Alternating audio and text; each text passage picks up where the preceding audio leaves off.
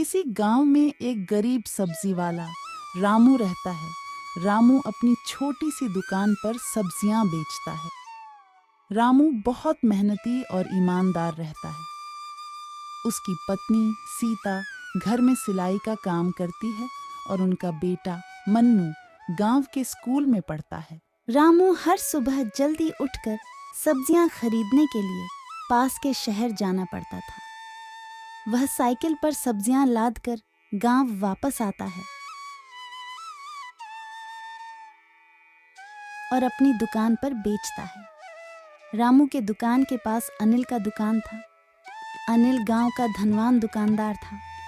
वह हमेशा रामू का मजाक उड़ाता है और कहता है, अरे रामू भैया, मेहनत से कुछ नहीं होता, सब पैसों से होता है, पैसों से, समझे तुम? एक दिन रामू को सब्जी के ढेर में एक बटुआ मिलता है जिसमें बहुत सारे पैसे होते हैं। वह बटुआ गांव के मुखिया के पास ले जाता है कि यह उसे मिला है। मुखिया खुश होकर रामू की ईमानदारी की तारीफ करता है।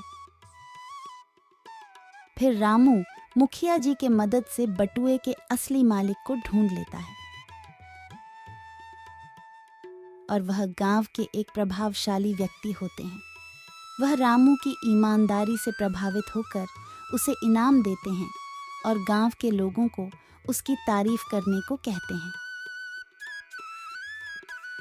रामू की ईमानदारी और मेहनत की कहानी पूरे गांव में फैल जाती है। रामू की कहानी सुनकर अनिल को अपनी गलती का एहसास होता है। वह रामू से माफी मांगता है और कहता है,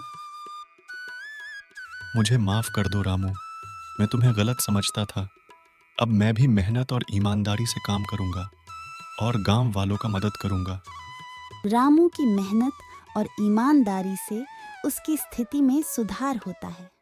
उसकी दुकान चल पड़ती है और वह अपने बेटे मन्नू को अच्छे स्कूल में पढ़ने भेजता है। पूरा गांव रामू की कहानी से प्रेरित होकर ईमानदारी और मेहनत की राह पर चलने का संकल्प लेता है।